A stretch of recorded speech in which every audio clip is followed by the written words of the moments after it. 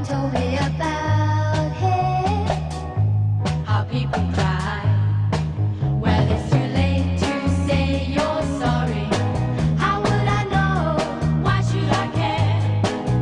There's no bother trying to find him. He's not there. Well, let me tell you about the way he looks, the way he acts, and the color of his hair. His voice is soft and good, his eyes are clear and bright, but he's not there. So anyway, Hoffa was known for promptness. If you were late, he got mad. That was the one requirement that he made of people that he did business with and had meetings with. So although he showed up promptly before the 2 o'clock meeting, by 10 after he was starting to get irate. And the evidence they have from the Michigan Bell telephone log was that at 2:15 he called his wife Josephine. He had gone in briefly to the Red Fox and was seen by the waitress and the hostess. Although the manager of the Red Fox says he didn't come in, two people claim, yeah, he came in and spoke with them briefly. So that's documented in the Hoffa's files. Then he was seen talking on the phone over by Demon Hardware, and that's where the phone log was obtained by the FBI. So he called and he was cussing at his no-shows. Tony Giacalone and Provenzano didn't show up, so he told Josephine, I'm heading home. I'll be there to cook the steaks by 4 o'clock. After he hung up with her, then he called Louis Linto at the airport service limousine, who answered. And then phone records show that call came in at 2:35.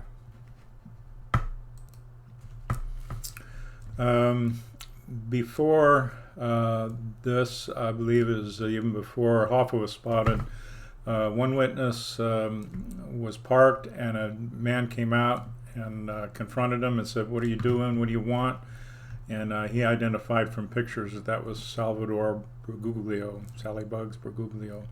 So they have in their files at FBI that Bergoglio was spotted at the Red Fox that afternoon. So after the phone call to Louis Linto, two men, I believe they were realtors, real estate agents, introduced himself to Hoffa and talked to him briefly. They told the FBI the subject matter of the conversation was casual, shook hands, and he was friendly. And he mentioned his wife, Josephine, was going to have cataract surgery, which was not common knowledge. Nobody would know that unless Hoffa told them themselves. So those witnesses were validified by the subject matter of the conversation they had. The next witness saw him getting into the Mercury Marquis with 3 other men. And then the last witness to see him in the car, which was behind the driver, was a delivery truck driver. And he was entering the same driveway they were leaving, which was the southernmost east driveway of the Red Fox. He said he had to slam on his brakes of his delivery truck. He was making delivery to the center, and in order to keep from being hit by the car that swerved towards him. So he had to come to a quick stop. He noticed Hoffa in the backseat. He recognized Jimmy Hoffa, and he was kind of leaning forward, gestures, and he said he had the feeling he was having words with the driver. He said there were 2 men in the front seat and another man with Hoffa on the opposite side of the car in the back seat. He also noticed that there was the muzzle of a shotgun sticking out between the 2 men in the back underneath a gray blanket. And when they did impound the car on August 9th, there was a shotgun in the trunk. So that truck driver is the last witness on record that said then the car continued and made a right-hand turn and swerved as it left, heading southbound on Telegraph Road. That's it.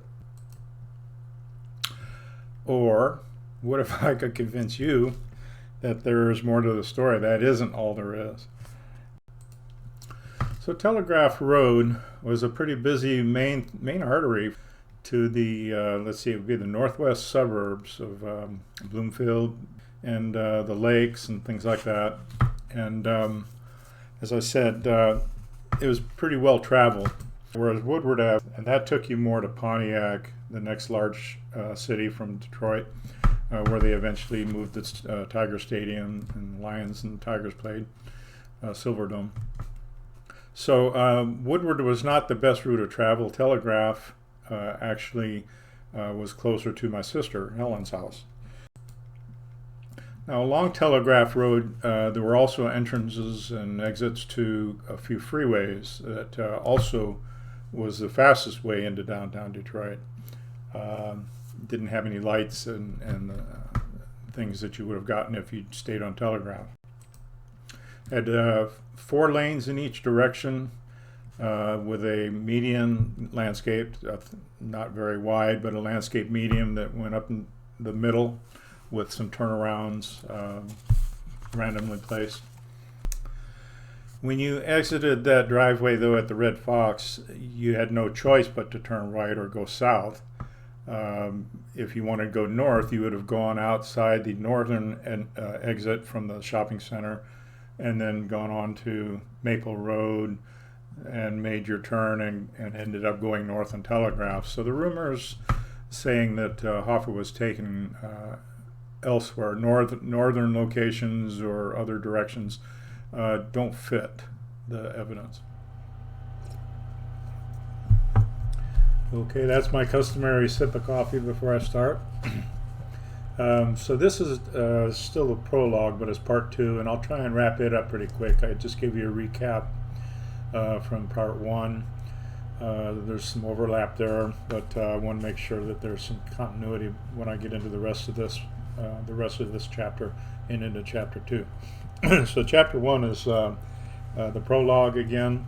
It does tell the story basically of what my parents saw that afternoon. It was a Wednesday, 91 degrees in Detroit, July 30th, 1975, and they had planned a 2-night outing with my sister to go to Lake Pinckney. My sister was Helen Kirsten, her and her husband John, and they had an 18-month-old daughter, Dawn. So I wasn't going on the trip. I was married that January of 1975, and we were living with my parents in their townhome, which was at Bloomfield Terrace. It's called Colonial Court Terraces now. It's on about 15.5 mile of Woodward in Bloomfield Township, same town as Amaka's Red Fox.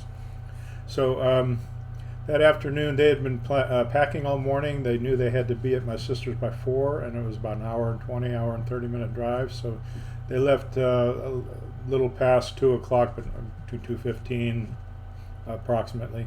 They weren't clock watchers, but they were paying attention that they had to be in Westland by 4. And then John was going to come home, Helen's husband, and they were going to leave right away to go to Lake Pinckney for 2 nights camping. They had a camper, pop-up camper they were going to bring. So that sounded good, and I just didn't want to go. So I stayed home, but next I heard from them was the story about what they saw on the way. So the normal route of travel, I've been giving you maps and everything, but it was about a half a mile south on Woodward, and then turning west on Maple and heading over to Telegraph. Then they would head south on Telegraph, and right at that intersection of Maple and Telegraph is the Amaka's Red Fox. Just as they're passing, this is where the family secret starts and other witnesses left off. As I mentioned, the truck driver is the last recorded witness to see the Mercury leaving, said it swerved and headed south. My dad liked to drive in the fast lane, the number 4 lane closest to the median. So he was trekking along in that lane. My mom was a passenger, and she noticed out of the corner of her eye this big maroon colored, she didn't know what kind of car. I think she called it a Continental, but again, I told you Mercury and Continental looked the same that year. And because it was swerving, it caught her eye. She turned to the right and saw it, and it pulled right up behind the bumper of my parents' car. And so then, just moments later, it pulls up alongside my mother's side of the car, within a couple of feet. My mom looks over and she sees the driver staring at her, and my dad says, "Francis, quit looking," and right away he recognizes the driver. He says, "That's the mafia." He says, "Quit looking." So she made her look even more. The Godfather had come out a few years before that, and when you grew up in Detroit, you were well aware of the mafia, and The Godfather kind of told that type of story, even though it wasn't about Detroit. It was about a fictitious family in New York, an Italian-American Sicilian family. So, but it applied to a lot of the different families all over the country. So Detroit was no different. I had worked a couple of union jobs. My dad was always fighting the union. His employees were waiters and waitresses, so they were picketing at times, and he was successful in warding off the union from signing up his staff. Darby's had about 450 employees, so that was quite a haul for the union if they signed him up. So anyway, so they go from Bloomfield Terrace. Just as they're passing the Red Fox, this car pulls out, and right up next to their bumper pulls up next to my mother. They're looking back and forth, and my mom and the driver is having a staring contest, glaring at my mom and dad's car. And I don't know if he recognized my dad or not, but my mom then kind of cast towards the back of the Mercury, and she says, "There's something going on in the back seat, Ken." She says, like they're holding down a big dog or something. And what she was looking at was two big men with their knees and legs jammed right up into their chin and their chest. And one guy was holding a leash or a rope that was closest to her. And so that she said, "They're holding a big dog down or something." She said, "I don't know what's going on." But he said, "Well, quit looking." So this goes on for moments. They're driving for a bit. Then the Mercury kind of trails back a little bit and pulls right back up right beside him again. And again, the driver's staring at my mom and dad, and these two men are still fussing with something in the back seat. I mean, really fighting with something to keep it down. Again, their knees are up to their chin, and this rope is still being flailed around or strapped.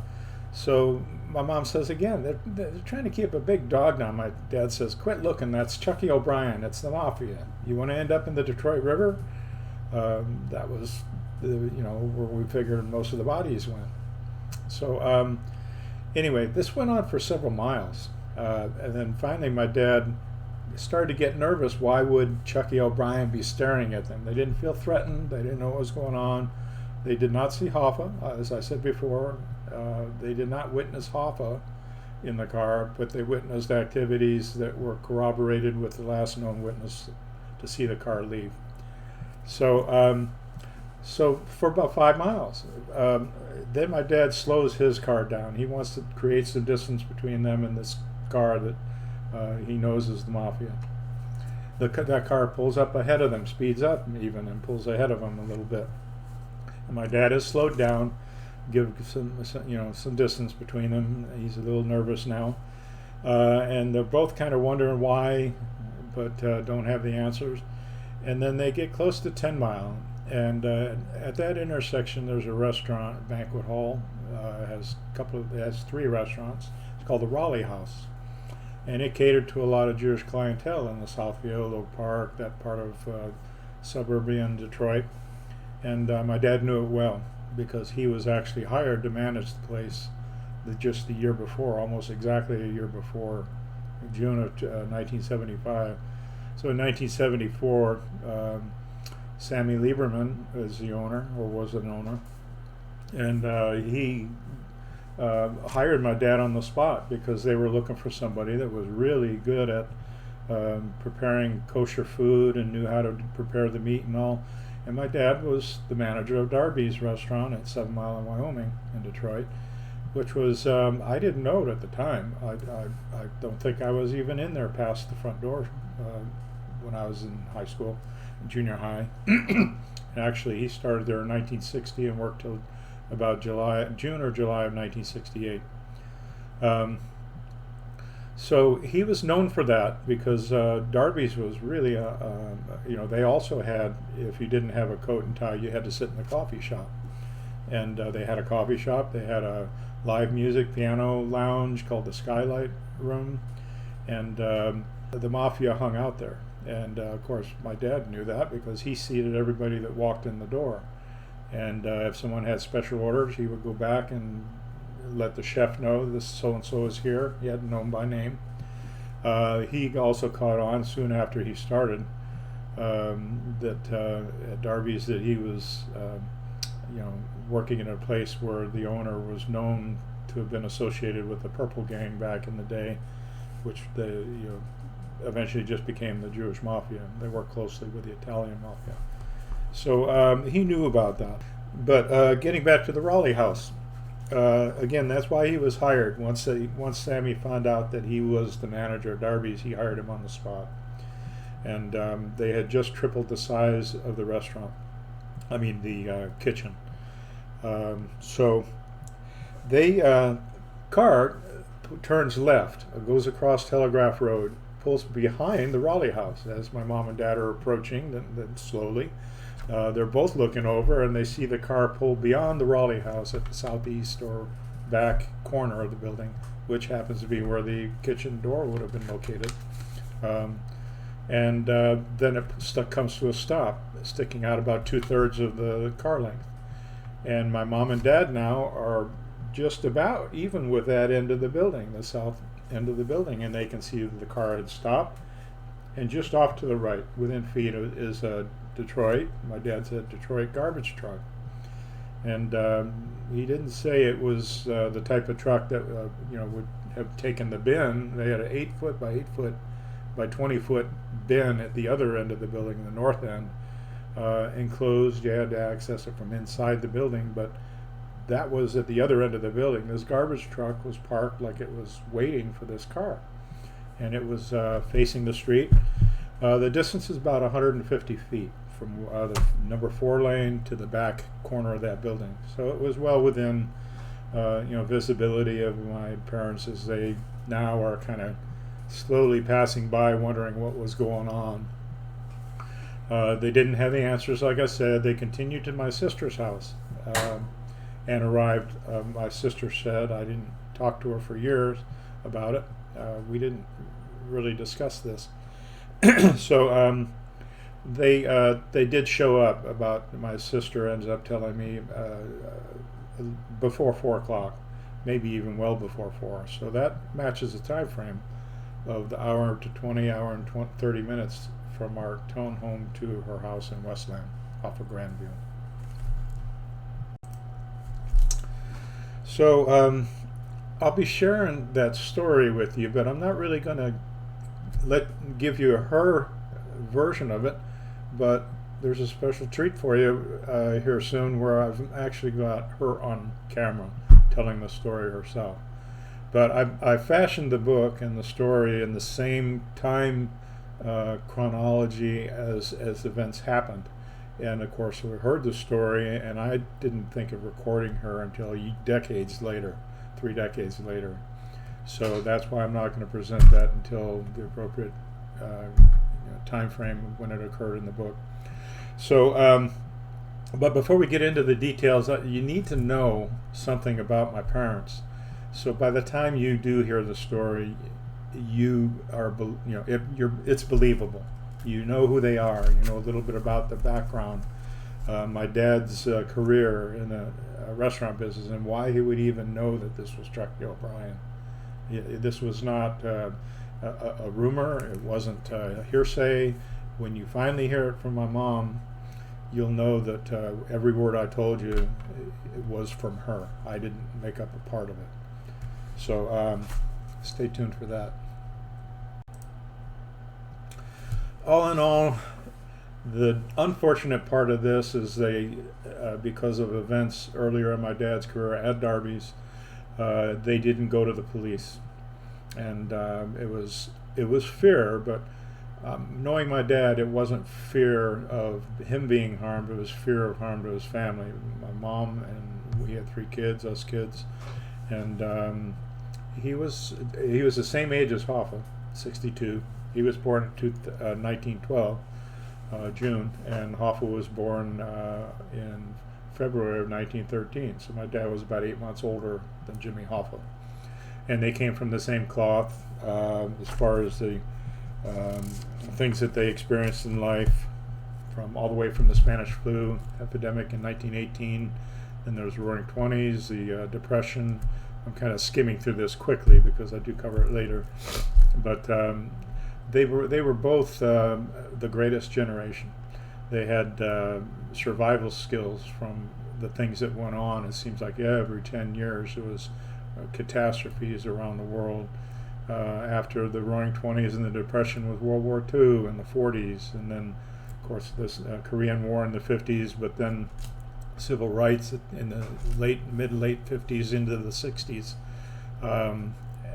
movement. And it seems like they just had to learn how to weather things. It wasn't unheard of when men worked 2 jobs, even 3, to get by. Women were not working members of the family predominantly, unless they were single moms, of course. So just to kind of set a framework, if all these other rumors you have to kind of put aside, because I want you to see this as though it were July 30th, 1975. That means you haven't heard all the rumors yet. You haven't heard all the stories and theories or the evidence. So nobody knows about this until it breaks the headlines and the TV news until 2 days later on Friday, August 1st. And that's when my parents discovered what they really saw as well. So just kind of play the role of putting everything out of your mind that you've already learned or heard about. It's the only way that you'll be able to receive this information honestly. So I just encourage you to do that for yourself. And you can add it all back in after the book and all, after this story is presented to you, if you want to. If you have some, affection for it and you want to add it back in and just cancel this story out, by all means, you're welcome. So I'll introduce you to Kenneth and Frances Tubman, my parents. And Ken was from Boston. He was born in Boston. Never lost his Boston accent. My mom referred to him as a Yankee. She was from Roanoke, Virginia, south of the Mason-Dixon line. So I point out in the book that there's 3 times that my dad and Hoffa crossed paths, although they never met. Well, maybe they never met. I don't know that. But with my dad confronting the picketers and the union, he knew who Hoffa was and who Chucky O'Brien was and other members of the union. I mean, they would come to his place of business. He didn't own the business. He never owned a business, but he was manager for other people his entire life. So I guess New Englanders, but the Midwest and New Englanders had kind of the same work ethic. Same work ethic, meaning that they were hard workers, workaholics even, and although they had different paths, they did cross paths. The first time I would say was 1957. Now 1957, a quick rundown on my family, and I was born in 51 in Baltimore, Maryland, and at the time my dad managed the 2400, which was in Washington, D.C. And you might figure the 2400 was Pennsylvania Avenue up the street from the White House, which was 1600 Pennsylvania Ave, so it wasn't very far from the White House. The 2400 was a pretty high-end hotel, and we lived in the hotel, and I was born, and I had my brother and sister were all born before me. And so I don't remember much about that. I was obviously pretty young. But that was in the early to mid 50s. Then we moved to Boston. And Boston, we lived in 3 places in Massachusetts. One was a dairy farm. We lived in Boston City. I remember the subways, even as a little kid. We lived in Massachusetts till I was about 4 and a half, maybe even 5. Then we moved to Revere Beach on the coast. And I don't remember my dad's work. It wasn't the Washington any longer, obviously, but he was looking for a better job, and he heard of one in Miami Beach. So he came home one night and told us he's going to manage the Balmoral Hotel in Miami Beach, Florida. And we're moving to Florida. So us kids were all excited. I'm moving to Florida. Well, Balmoral was on Sunset Strip, North Miami, and we ended up moving into a house across the street, Collins Avenue, next to a big power plant. And so this location, the Balmoral, was owned by the same owners as the Kenilworth and the Fontainebleau. And a lot of people have heard of the Fontainebleau, but may have not been familiar with the Balmoral and the Kenilworth. So this is the first time Jimmy Hoffa was running for president. He kind of helped feed the feds some information about Dave Beck, I learned. And he became president from vice president, and Dave Beck became imprisoned. So he became president of Teamsters, and this convention was held in Miami when he was announcing and we're going to run campaigning, and that goes all up and down the Miami Sunset Strip.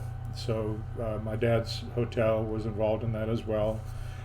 So he probably ran across at least the conventioners and was aware of the union and everything. The International Brotherhood of Teamsters and the other unions were all on the same convention.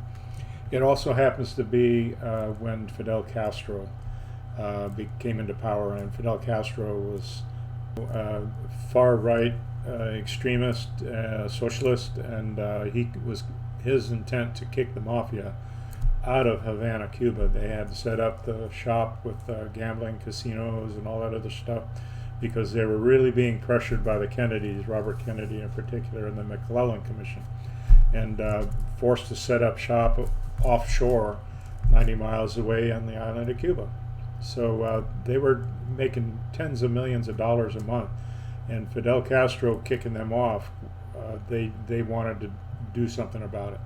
So our government also wanted to do something about Fidel Castro, and the head of the FBI was J. Edgar Hoover. Now J. Edgar Hoover, it was known by some that he was into some perverse sexual activities, and the mafia knew that, and hearsay is that the reason why they had him over somewhat of a barrel is they knew about it, because they were all involved in the hotel industry, the mafia, and he was, I guess, being blackmailed about some activity in one of the hotels with a partner.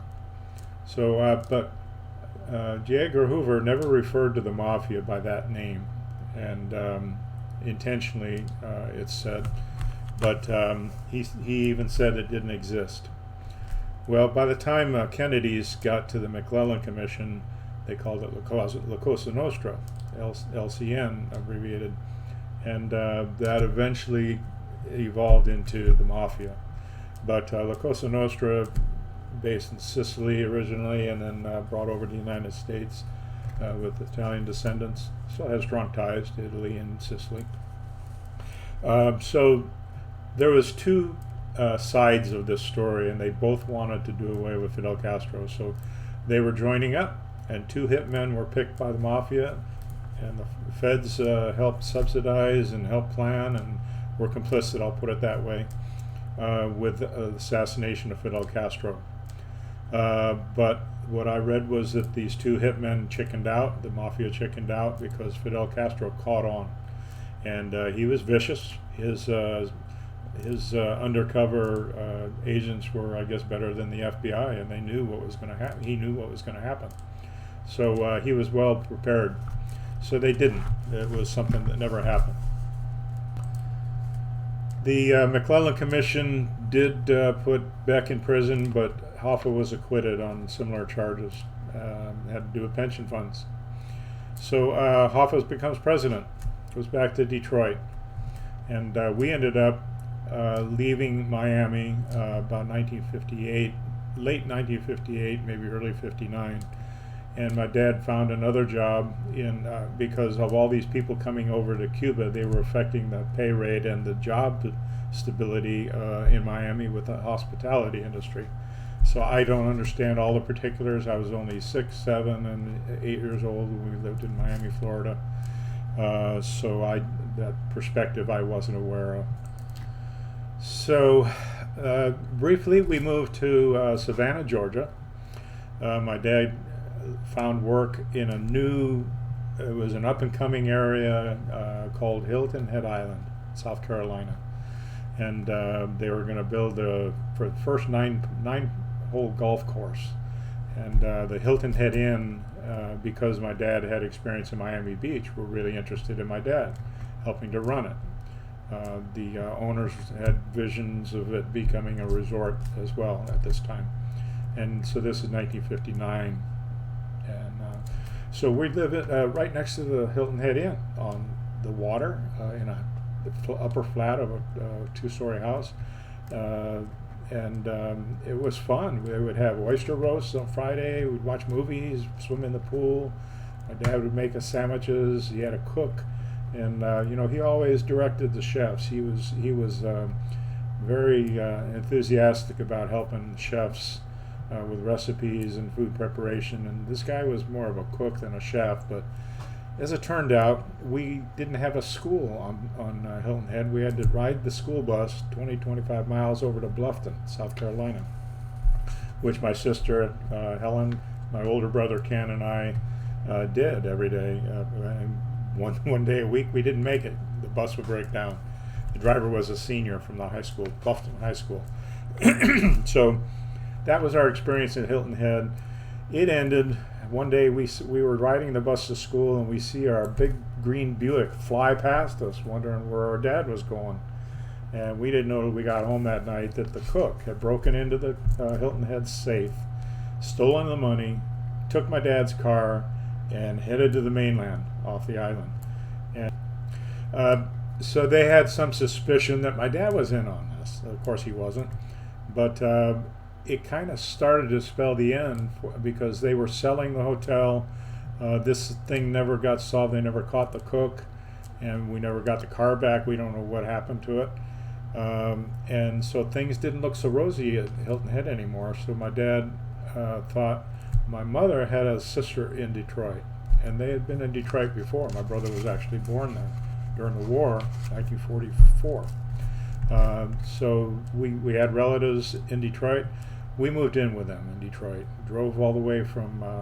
We got a rental car. Drove from Hilton Head to Detroit. Took a couple of days, 3 days, and we show up and move in with my aunt and uncle and 2 cousins.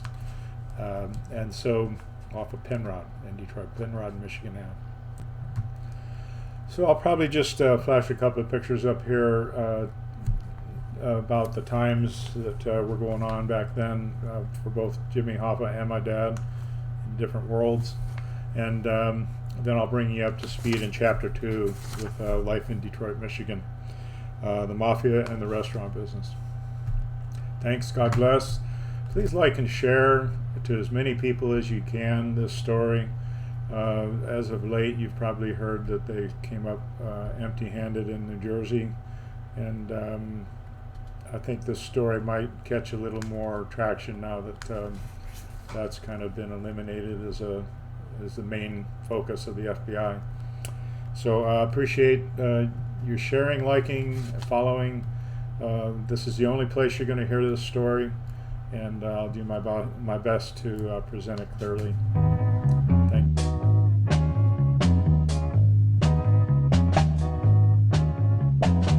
Well, no one told me about him, the way you lied.